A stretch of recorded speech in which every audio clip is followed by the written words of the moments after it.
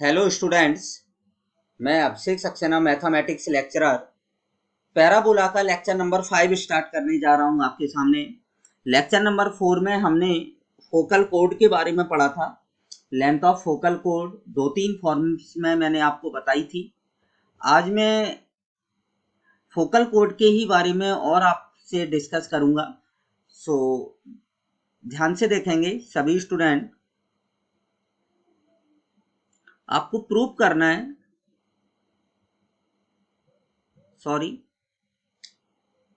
सिद्ध कीजिए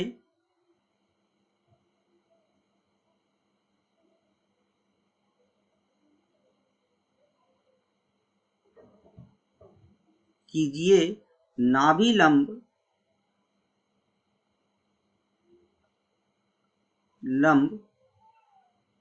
न्यूनतम लंबाई की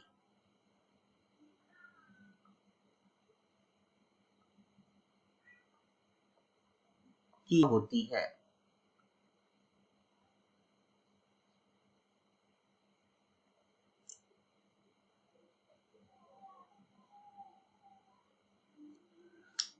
या इसको ये बोल सकते हैं, ऐसे भी पूछा जा सकता है ये कि सिद्ध कीजिए नाभि जीवा की न्यूनतम लंबाई नाभिलंब होती है। इसको ऐसे भी पूछा जा सकता है। तो चलिए इस पर हम डिस्कस करते हैं कि कैसे प्रूव करेंगे कि आपकी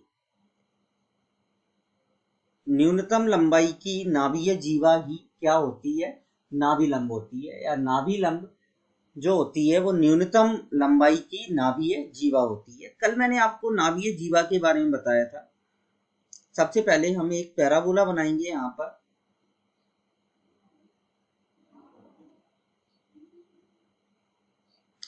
y² इक्वल टू 4ax, ये पैराबोला है आपका x एक्सिस एंड ये y एक्सिस। ये आपकी नाभीय जीवा है P और Q। क्लियर?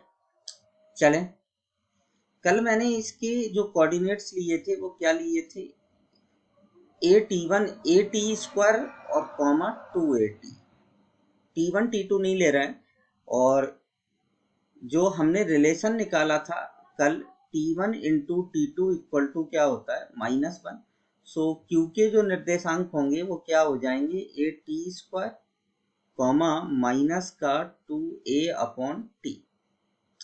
ये q के कोऑर्डिनेट्स हो जाएंगे। और यहाँ पर आपकी नाभि होगी s। नाभि के निर्देशांक क्या होते हैं, a,0। तो ये कल हम इसकी पर डिस्कस कर चुके हैं। यहाँ ध्यान रखना है, यहाँ कल मैंने t1 लिया था, लेकिन आज मैंने t लिया है और t के ही फॉर्म में किसके कोऑर्डिनेट्स लिखे हैं, q के कोऑर्डिनेट्स लिखे हैं।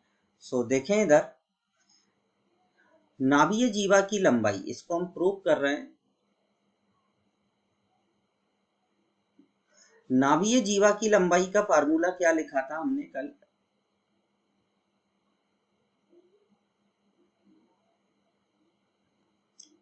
जीवा की लंबाई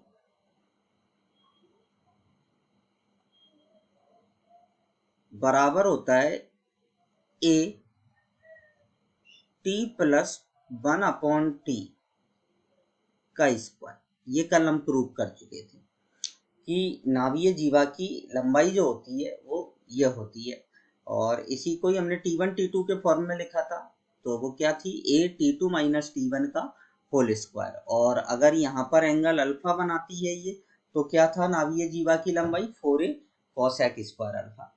तो अब देखें इधर, इस हमें प्रूव करना है कि नाभीय जीवा की जो लंबाई होती है वो कम से कम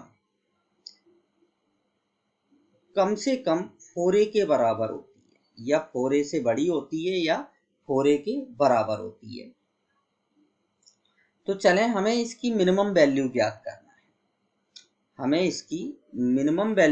करना है। तो कैसे ज्ञात करेंगे, आप लोगों ने श्रेणियां पढ़ी होंगी प्रोग्रेशन में।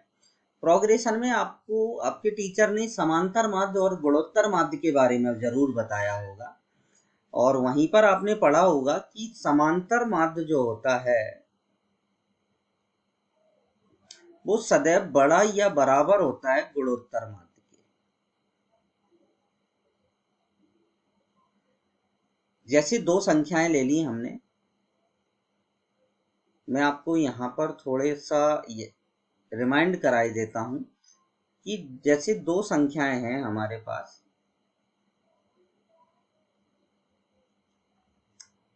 ए एंड बी, तो समांतर माध्य ए इज ग्रेटर देन जी, तो इनका समांतर माध्य क्या होता है?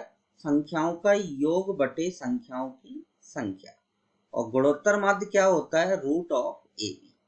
ये आपका गुणोत्तर माध्य होता है। वैसे तो सारे स्टूडेंट्स को आता होगा ये चीज, आप बेसिक है ये तो यहाँ पर एक तो t है और एक 1/t है, तो यहाँ पर मैंने लिखा t प्लस 1/t अपॉन 2, तो ये तो हो गया समांतर माध्य। और गुणोत्तर माध्य क्या होगा? रूट के अंदर t इंटू 1/t, तो t से ये t कैंसिल आउट हो जाएगा। सो यहाँ से आपके पास आएगा t प्लस 1/t का जो न्यूनतम मान होगा वो 2 होगा। क्या होगा? 2 होगा। तो जब यहाँ पर हम लिख सकते हैं minimum value of t plus 1/t equal to क्या है? 2। जब अगर ये उस मिनिमम होगा तो उस कंडीशन में नाभिकीय जीवा की लंबाई भी कैसी होगी? मिनिमम होगी। तो मिनिमम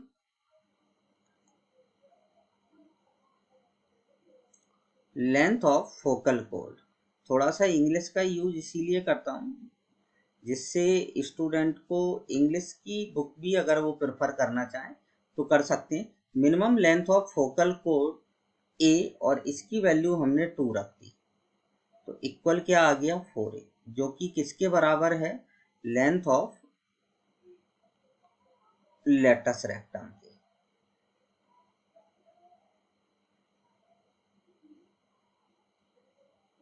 नाभि लंब की लंबाई के बराबर है। तो ये आप याद भी रखना है और ये आपसे प्रूफ भी कराया जा सकता है। तो चलिए अब हम आगे बढ़ते हैं।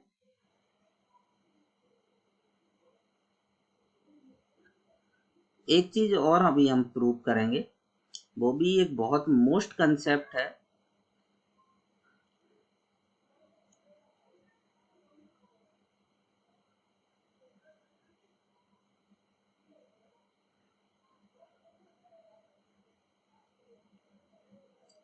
सिद्ध कीजिए यदि K1 व K2 किसी परवलय की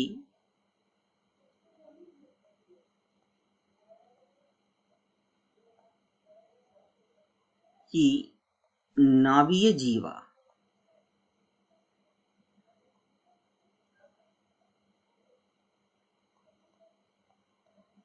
के खंड हो तो सिद्ध करो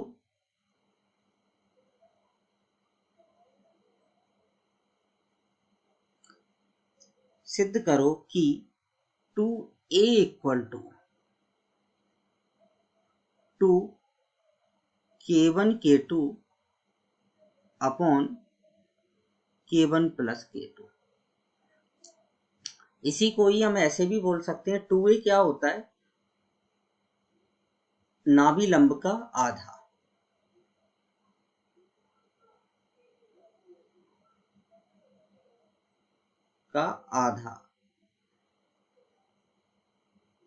बराबर होता है K1। ये क्या लिखा है? 2k1 k2 अपॉन K1 व K2 का हरात्मक मान।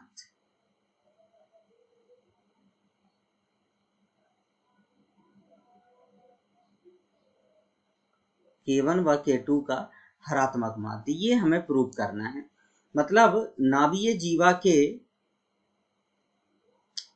खंड हैं K1 व K2, तो इन दोनों का हरात्मक माध्य इस परवलय के अर्धनाभिलंब के बराबर होता है। अर्धनाभिलंब के क्या होता है? बराबर होता है। चलिए मैं समझा दूंगा आपको यहाँ पर ध्यान से। जैसे ये आपका कोई पैराबोला है,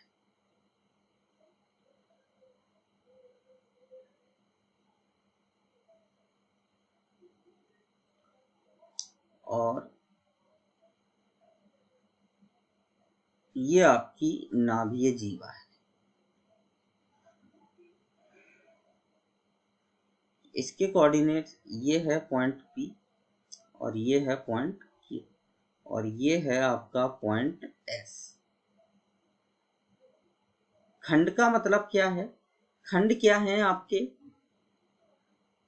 खंड है, एक तो ये खंड है, एक तो ये खंड है K1 और एक खंड आपका ये है K2। दो खंड हैं, एक तो SP और एक SQ। क्लियर? यहां पर होगी आपकी नियत, ये आपका नियत है। ठीक है, तो क्या बोला है इसने? इससे इसको मिला दें आप आराम से, और इससे इसको मिला दें आराम से। ये पॉइंट क्या होता है? 80 स्क्वायर कॉमा 280। तो ये पॉइंट कितना होगा? A/T स्क्वायर कॉमा माइनस का 2A/T। कल भी हमने इस क्वेश्चन के बारे में पढ़ा था। इस क्वेश्चन के बारे में क्या था आपका? ध्यान से देखेंगे इधर कि ये -A, 0 पॉइंट है। ये डिस्टेंस तो A है और ये डिस्टेंस AT स्क्वायर है। इसके लिए ये डिस्टेंस A है और ये डिस्टेंस A/T स्क्वायर है। तो ये PM पॉइंट मान लिया और ये मान लिया मैंने M। तो SP K1 किसके बराबर होगा? PM के। तो यहां से अगर हम K1 की वैल्यू निकालें, इसको हम प्रूव कर रहे हैं, ध्यान से देखना इधर सभी स्टूडेंट। प्रूफ क्या होगा कि K1 की वैल्यू क्या होगी? K1 इक्वल टू क्या हो जाएगा आपका? PS इक्वल टू क्या आएगा? A+AT square. क्लियर? और K2 इक्वल टू क्या आएगा? K2 क्या होगा? QM। कल भी मैंने आपको ऐसे बताया था, ये A+A/T स्क्वायर। अब इन दोनों का हमें हरात्मक माध्य निकालना है। 2K1 K2 अपॉन में K1 प्लस K2। इन दोनों का जब हम हरात्मक माध्य निकालेंगे तो ध्यान से देखेंगे 2 A और A कॉमन, यहां से A कॉमन, तो क्या आ जाएगा? A square. यहां पर क्या मिलेगा? 1 + T स्क्वायर। यहां पर क्या आ जाएगा? 1 + 1/T स्क्वायर। अपॉन में कितना आएगा? दोनों का योग कर दें। दोनों को जब हम जोड़ेंगे तो A कॉमन आ जाएगा, तो ये आ जाएगा T square plus 1/T square plus में क्या आ जाएगा? 2 आ जाएगा। इसका आप LCM लें अगर, तो आपको मिलेगा 2A स्क्वायर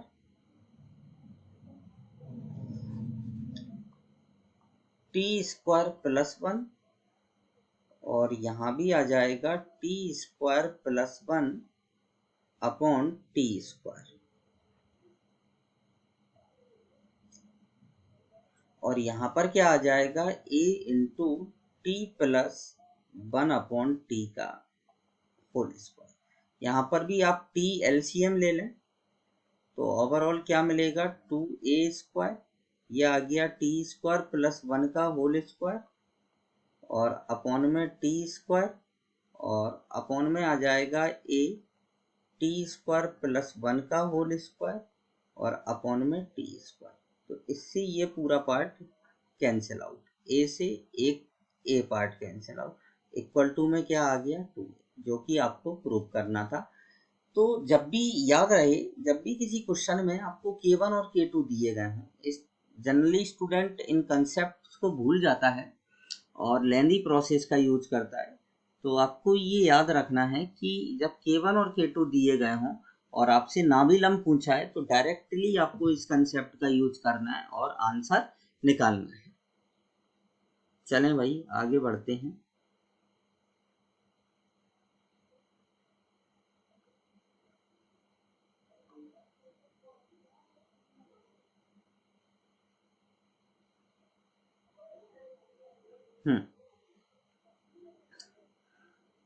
जो हमने सर्कल में पढ़ा था सेम वही काम अब वापस यहाँ भी करना है।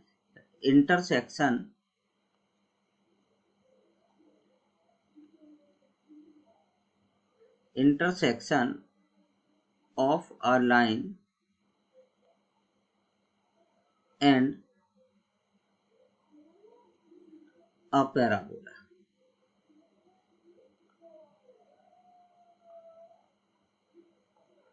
एंड अ पैराबोला हिंदी में क्या बोलेंगे? रेखा एवं परवलय का प्रतिच्छेदन।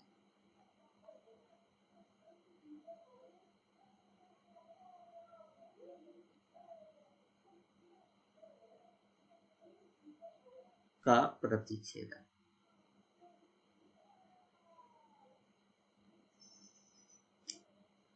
अब सर्कल और पैराबोला दोनों ही सेम टाइप से चलेंगे। आपको ध्यान रखना है जो जो चीजें हम सर्कल में पढ़ेंगे वो ही आपकी किस में आएगी? पैराबोला में आएगी सेम। तो चलिए सबसे पहले यहाँ पर हम लिखते हैं, गिवन है आपको लाइन, गिवन है y equal to mx plus C and parabola given है आपको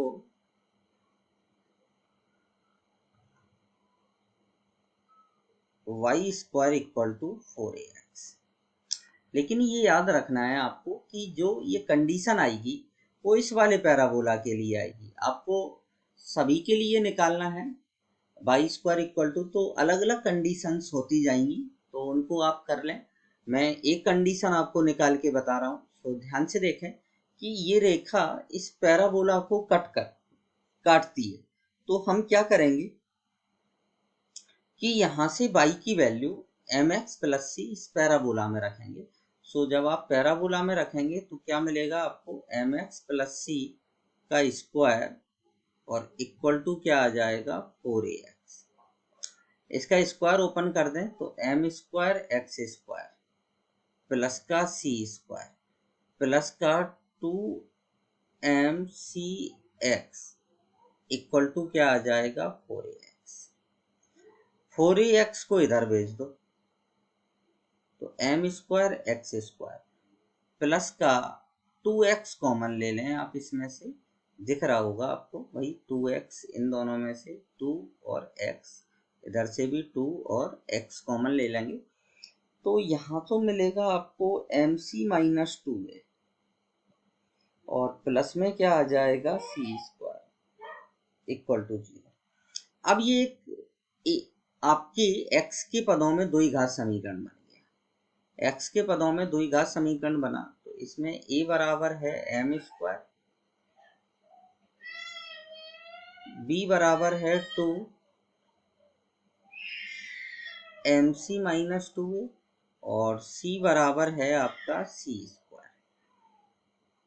अब हम इसका d निकालेंगे। वही तीन कंडीशनें आएंगी हमारे पास, डी बी स्क्वायर माइनस का 4ac, B square minus 4ac निकालेंगे तो 4mc माइनस 2a का स्क्वायर और ये आ जाएगा माइनस का 4m square C square. 4 common ले लें और इसका स्क्वायर ओपन करें। So m square C square plus 4a square minus का 4am(c) और माइनस का m²c²। इससे ये पार्ट क्या हो गया, कैंसिल।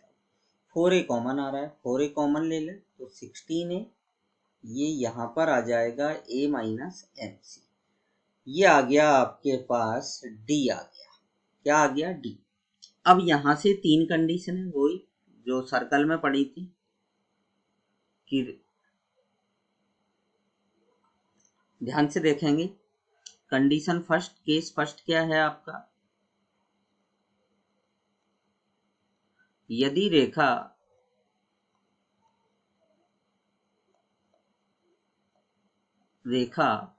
परवलय को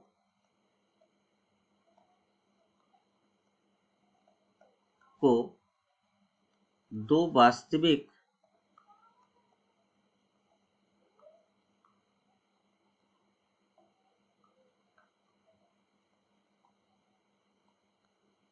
बिंदुओं पर काटती है।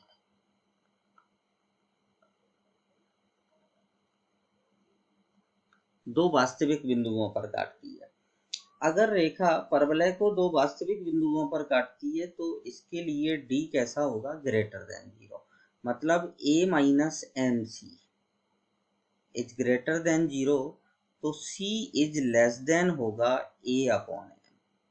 ये कंडीशन होती है, इसको बॉक्स में बंद करके रख लो भैया, ये आपको याद रखनी है। जब रेखा परवलय को दो वास्तविक बिंदुओं पर काटती है तो c की जो वैल्यू होती है वो a अपॉन m से कैसी होती है, कम होती है। चलें नेक्स्ट, केस सेकंड।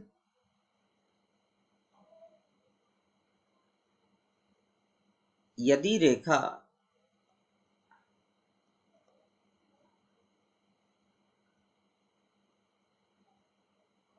परवलय को स्पर्श करती है,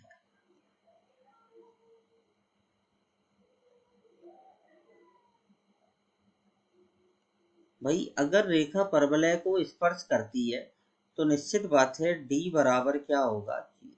तो यहाँ से कंडीशन आएगी c equal to A by M. C equal to A by M आ जाएगी, मतलब जब रेखा परवलय को स्पर्श करेगी तो ये कंडीशन आती है, इसको बोलते हैं हम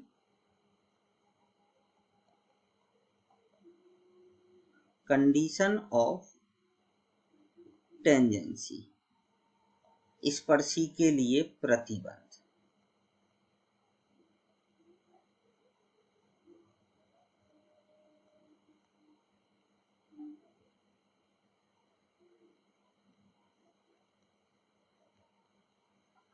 स्पर्शी के लिए प्रतिबंध। चलिए नेक्स्ट कंडीशन, थर्ड नंबर पर आता है।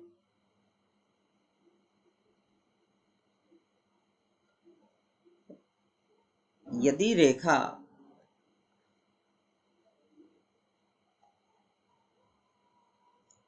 परवलय को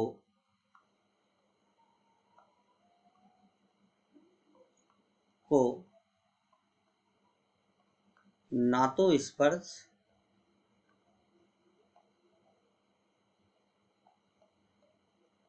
और ना ही काटती है,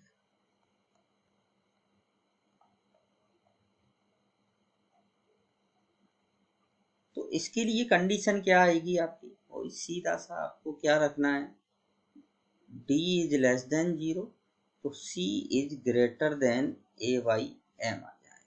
ये कंडीशन आएगी जब रेखा परवलय को क्या करेगी, इसको ना तो काटेगी और ना ही स्पर्श करेगी। ये कंडीशन होती है। तो ये तीनों कंडीशंस स्टूडेंट को याद रखनी है। चलते हैं भाई आगे।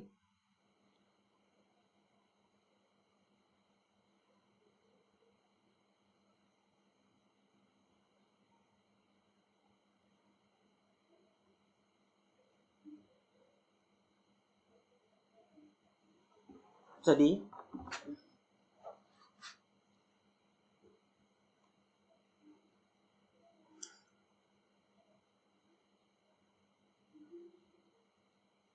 एक क्वेश्चन करे लेते हैं इसके ऊपर छोटा सा। वह प्रतिबंध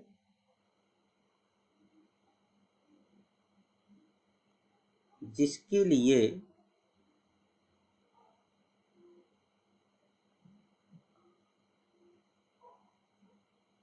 ये रेखा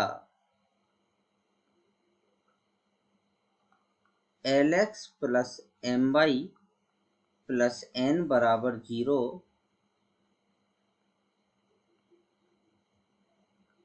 परवलय y square equal to 4ax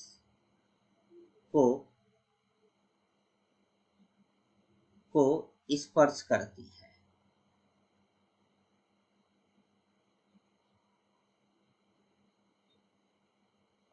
को स्पर्श करती है। चलिए सॉल्यूशन देखते हैं इस क्वेश्चन का। सीधा सा सॉल्यूशन है, बस अंतर क्या है, यहाँ पर जो रेखा है वो Lx plus My plus n के रूप में, और हमने जो कंडीशन निकाली थी उसके अकॉर्डिंग रेखा किस रूप में होना चाहिए, y equal to mx plus c के रूप में। तो सबसे पहले हम इस रेखा को चेंज कर लेंगे इस फॉर्मेट में। तो आप लिखेंगे क्या कि my इक्वल टू क्या आ जाएगा, माइनस का Lx और माइनस का n। So y equal to क्या आ जाएगा, माइनस का L अपॉन m x और माइनस का n अपॉन m। तो यहाँ से आप देखें कि m की वैल्यू, यहाँ पर कैपिटल M ले लेता हूँ मैं क्योंकि स्मॉल m आ रहा है क्वेश्चन में, और c की वैल्यू क्या होगी, माइनस का n अपॉन। अब कंडीशन ऑफ टेंजेंसी से,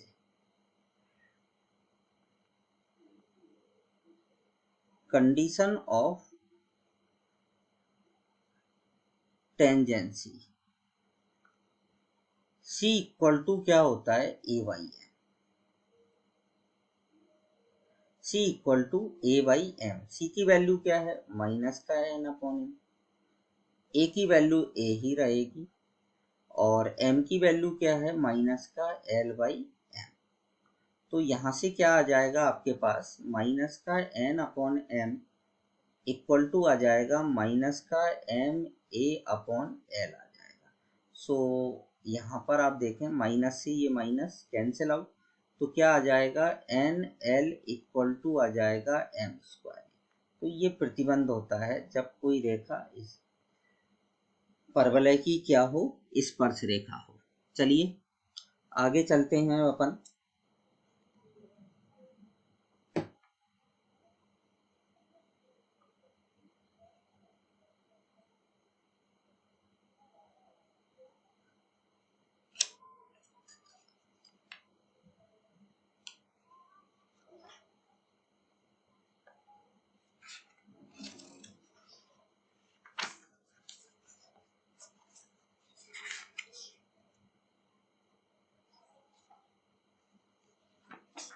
चलें, equation of tangent.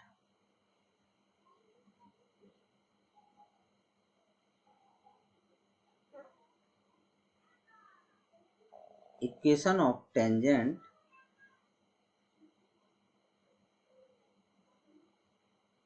in different form।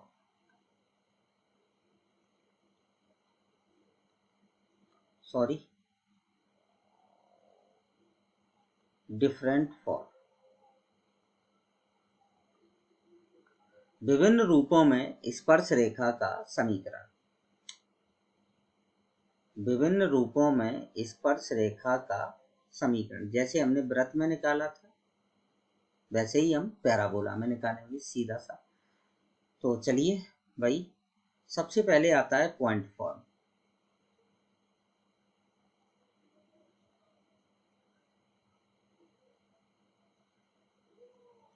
Point form, point form जैसे पैराबोला आपका ये है,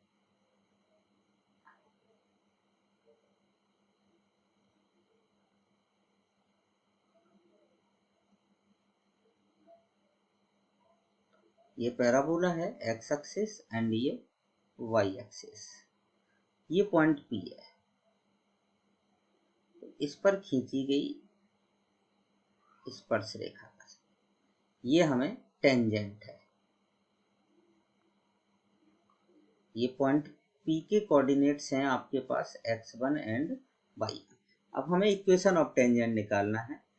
तो पॉइंट क्या है आपका, सॉरी पेन चेंज कर लें भाई। पॉइंट है आपका x1, y1 और पैराबोला क्या है आपका, पैराबोला है y² इक्वल टू 4a। सभी स्टूडेंट सुन लें ध्यान से, बाकी 3 फॉर्म्स में आपको सेम इसी टाइप से खुद से ज्ञात करना है। तो आप खुद से एक चार्ट बनाकर आप मुझे व्हाट्सएप पे या मुझे व्हाट्सएप पर शेयर कर सकते हैं, और सभी स्टूडेंट चार्ट जरूर बना लें। तो अब हमें इक्वेशन ऑफ टेंजेंट निकालना है। तो मैंने आपको बताया था कि y², जब मैंने एक जनरल फॉर्म की टेंजेंट निकालना बताया था, तो मैंने बताया था कि y² को किससे रिप्लेस करते हैं, y1 से, और x को किससे रिप्लेस करते हैं, x प्लस x1/2। सीधा सा यही याद रखना है आपको। और एक मैंने कैलकुलस मेथड बताया था अवकलन करके, मैं व्रत में बता चुका हूं, इसमें आप सेल्फ खुद कर लें। Equation of tangent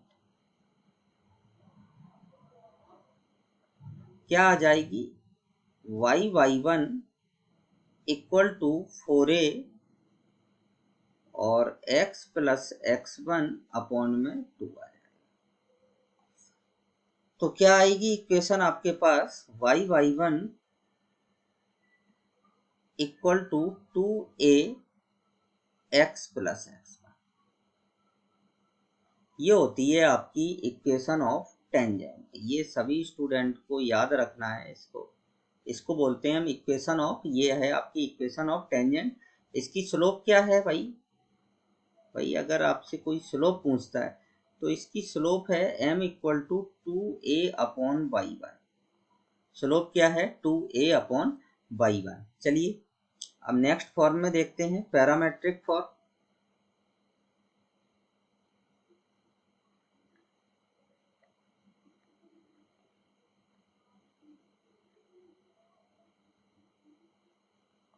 parametric form में केवल और केवल क्या है, बिंदु P बदल जाएगा, ये हो जाएगा at² 2at। तो इक्वेशन क्या आएगी, यहाँ आप y1 की जगह 2at रख दें और x1 की जगह at² रखें, तो क्या आएगा, y into 2at equal to 2a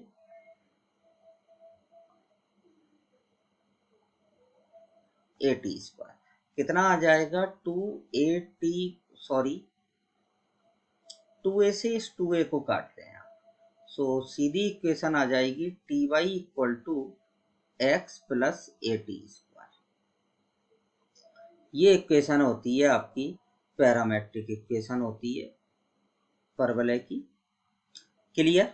अब एक और देख लेते हैं फटाफट।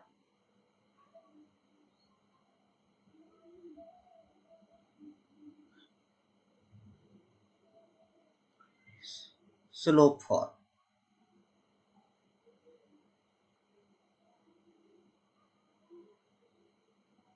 स्लोप फॉर्म में कैसे निकालेंगे, अभी हमने देखा था condition of tangency. Condition of tangency पढ़ा था हमने थोड़ी देर पहले। कंडीशन ऑफ टेंजेंसी के अकॉर्डिंग क्या होता है, c इक्वल टू a/m होता है। तो आपकी लाइन क्या थी उस कंडीशन में, लाइन थी आपकी y equal to mx plus c, मतलब c की वैल्यू निकाल ली, c की वैल्यू इधर रख दो। तो इक्वेशन ऑफ टेंजेंट क्या आ जाएगी आपके पास,